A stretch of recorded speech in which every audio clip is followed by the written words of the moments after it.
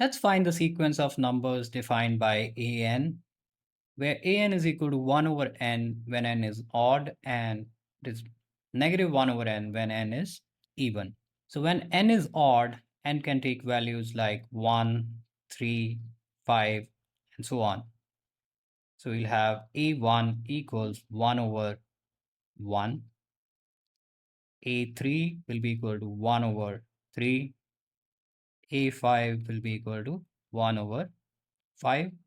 Similarly, when n is even, so it can take values like 2, 4, 6, and so on. So you have a2 equals 1, negative 1 over 2, a4 equals negative 1 over 4, a6 equals negative 1 over 6, and so on. So the sequence will be 1, negative 1 over 2, 1 over 3, negative 1 over 4, 1 over 5, negative 1 over 6, and so on.